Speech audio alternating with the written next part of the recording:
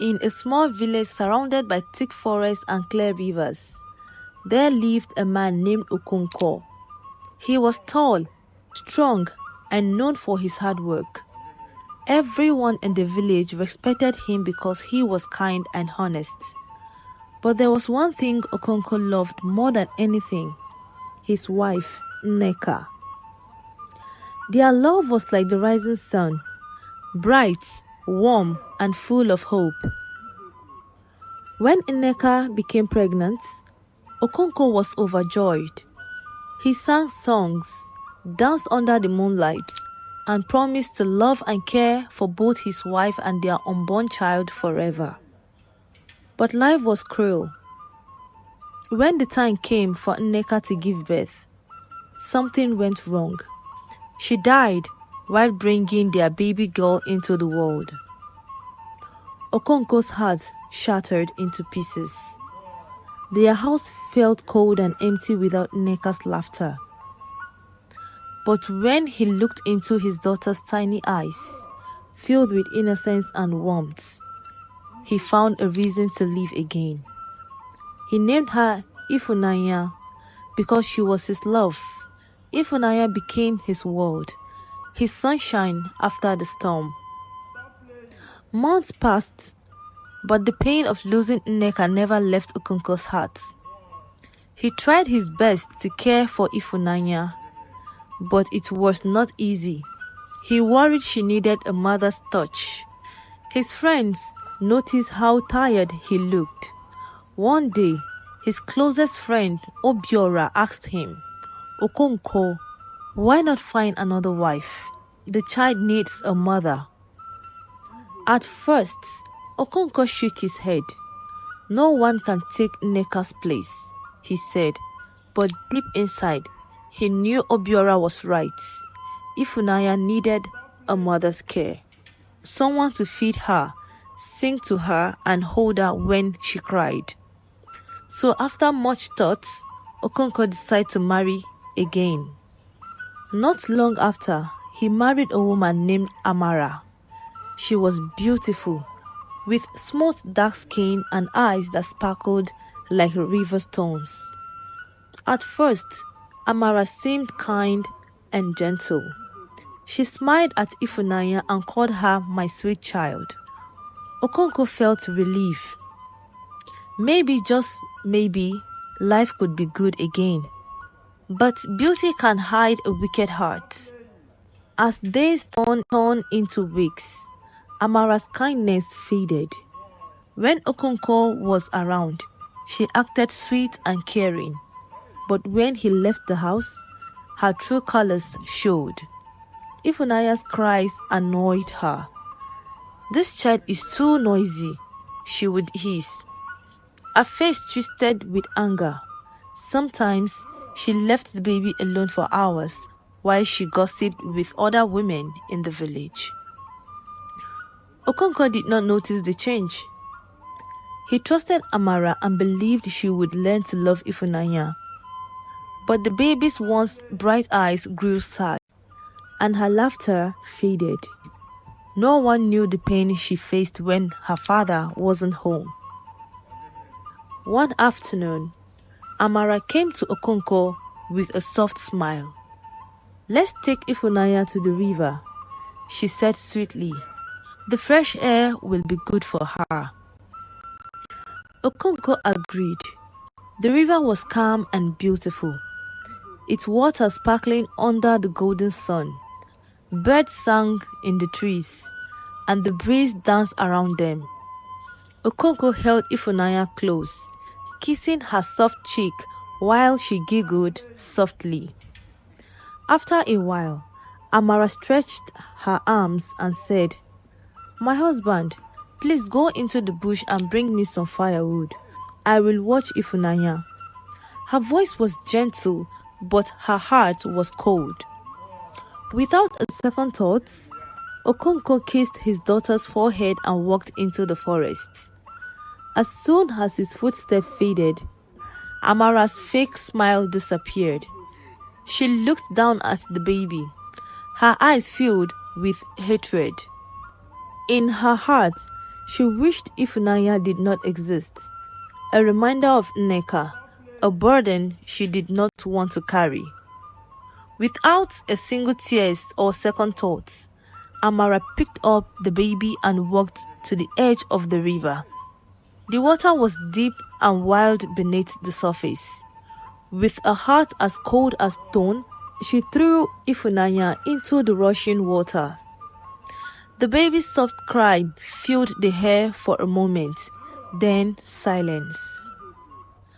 Amara quickly rubbed dirt on her face and tore her wrapper to make it look like she had struggled. Then she began to cry, loud, broken sobs as if her heart had shattered.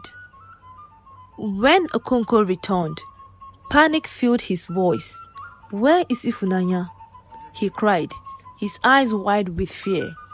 Amara fell to the ground, wailing, "The river took her," she said between sobs. "She slipped from my hands. I tried to save her, but the water was too strong." Okonkwo dropped the firewood, his knees shaking as he fell to the ground. He stared at the river, hoping, praying to see his baby girl. But there was nothing. Tears ran down his face as guilt tore through him. "If only I hadn't left. If only I stayed." His voice broke with sorrow. Days passed, but Okonkwo's heart grew heavier. He stopped eating. He barely spoke. His house, once full of love and warmth, now felt cold and empty. But the river knows the truth, and the trees witness the crime. And sometimes the spirits of the innocent do not rest in silence. Strange things began to happen. At night, Amara would hear soft cry, like a baby calling for her mother. The sound floated through the air, growing louder each time. She would wake up trembling, sweat pouring down from her face, but there was no baby, only silence. But the next night, the cry returned. One evening, as the moon hung low and silver mist floated over the river, something strange happened. Amara sat alone by the fire, her hands shaking as she tried to weave a basket. The house was quiet. Okonkwo had gone to visit Obiora, leaving her by herself. The only sound was crackling fire, but then she heard it again, a soft, distant cry. Amara's heart pounded in her chest. She told herself it was just the wind, but the cry grew louder, closer, like a baby calling, "Mama, Mama." Her hands trembled. The basket fell to the ground. She covered her ears, but the sound would not stop. It echoed through the room, filling every corner. "I must be hearing things," she whispered, but her voice shook with fear. Suddenly, the fire flickered and died. Cold air swept through the room, making her shiver. The door cracked open on its own, and in the moonlight, she saw something that froze her blood.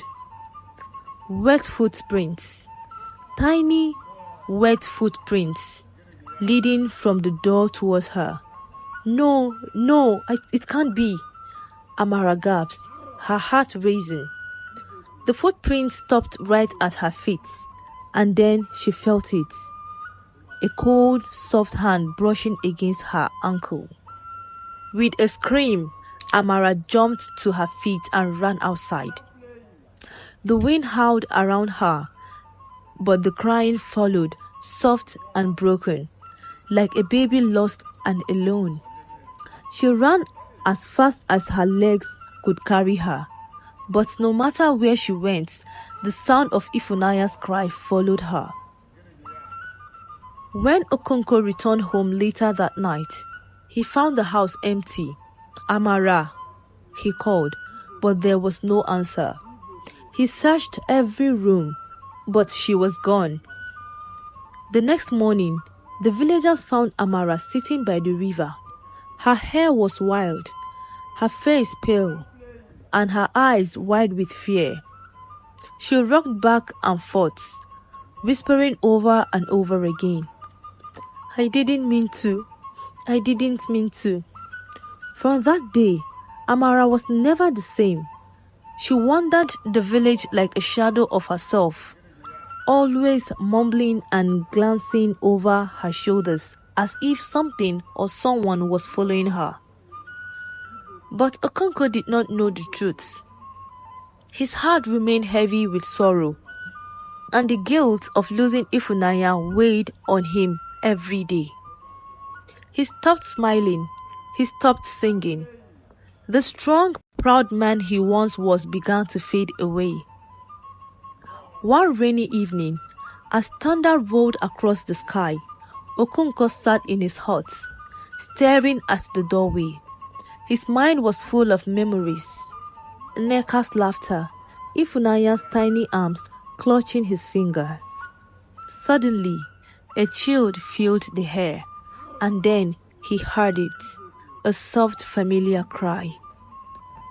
Okonkwo's breath caught in his throat. It's faint, but he knew that sound. It was Ifunanya. He stood up slowly, his heart pounding, and stepped outside. The village was quiet, the rain falling gently on the ground. But there, just beyond the riverbank, he saw something. A small figure stood in the mist, a child. Okonkwo's hand shook as he took a step closer. The figure did not move. Its face was hidden by the shadows, but the soft cry continued. Ifunanya, he whispered. The figure lifted his head, and what Okonkwo saw made his blood turn cold. Okonkwo's heart pounded as he stared at the small figure. The rain blurred his vision, but he could see clearly. The child had wet, tangled hair and wore the same tiny clothes Ifunanya had worn the day she was lost. Her wide, innocent eyes glowed softly in the moonlight. "Ifunanya, is it you?" Okonkwo whispered, his voice trembling. The child tilted her head, and a tear slipped down her pale cheek.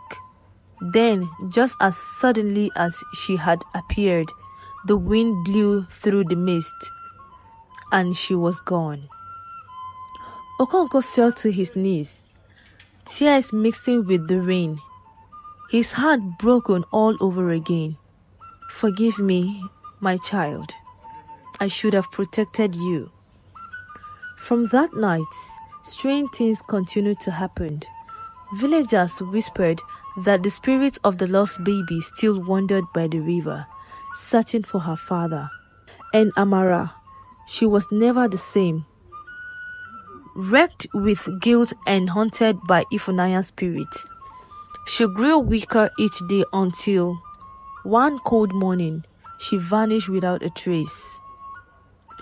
As for Okonkwo, he never remarried. The once strong and proud man became quiet and distant. But every evening, as the sun dipped behind the hills, he would sit by the river, hoping, just hoping, to see his daughter's face one last time. And they say, if you listen closely, on a quiet night, you can still hear a baby's soft cry carried by the wind, a reminder that no evil deed stay hidden forever. What do you think will happen next? Should Okonkwo discover the truth about Amara's wickedness? Let's know your thoughts in the comments below. Don't forget to like this video, subscribe to our channel, and turn on the notification bell so you never miss another thrilling story. See you in the next story. Bye bye.